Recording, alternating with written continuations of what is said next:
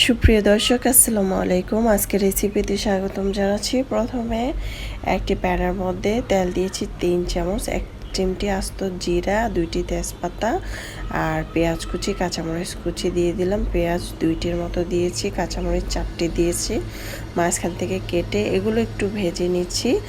আদা রসুন দিয়ে দিচ্ছি হাফ চামচ করে। এগুলোর কাঁচা গন্ধটা চলে গেলে এখানে দিয়ে দিব একটু পরিমাণ পানি। এখন পানিটা দিয়ে একটু কষিয়ে নেব। তারপর এখানে কিছু গরম মশলা দিয়ে দিচ্ছি। মরিচের গুঁড়া দিয়েছি 1 চামচ, হলুদের গুঁড়া হাফ চামচ, ধনিয়ার গুঁড়া হাফ চামচ, জিরার গুঁড়া হাফ চামচ দিয়ে দিলাম। এখন লবণ দিয়ে দিব পরিমাণ মতো, দিয়ে মশলাটাকে ভালোভাবে কষিয়ে নিব। মশলা যত কষাবেন তরকারি খেতে তত বেশি ভালো লাগবে। যখন মশলা কষানো হয়ে যাবে তখন এখানে দিয়ে দিব মাছের মাথা। আজকে আমি মাছের মাথা দিয়ে টমেটো দিয়ে ঝোল তৈরি করব।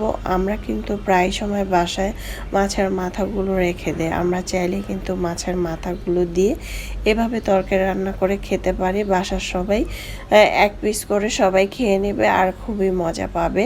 তো আমার বাসায় আমি রান্না করার পরে সবাই দুপুরবেলা এভাবে সবাই খেয়ে নিয়েছে আর সবাই অনেক বেশি পছন্দ করেছে এই ঝোলটা। তাই আপনারা চাইলে এভাবে ট্রাই করতে পারেন।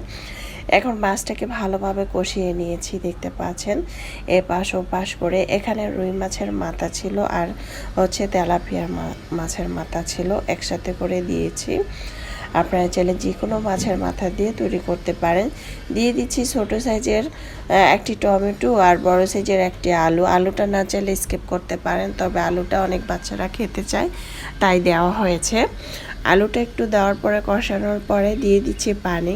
আমি এখানে 2 কাপ পানি দিয়ে দিলাম। যেহেতু একটু ঝোল ঝোল রাখবো তাই ঢাকনা দিয়ে ঢেকে 5 মিনিট রাখবো। 5 মিনিট পর চলে আসলাম।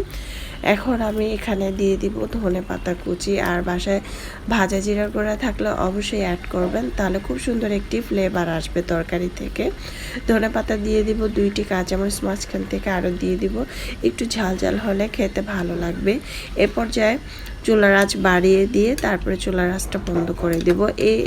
এরকম ঝোল হলেই কিন্তু তরকারিটা খেতে অনেক বেশি মজা। ঝোল ঝোল তরকারি দিয়ে ভাত খেতে কিন্তু অনেক মজা আর সবাই চেটেপুটে খেয়ে নেবে।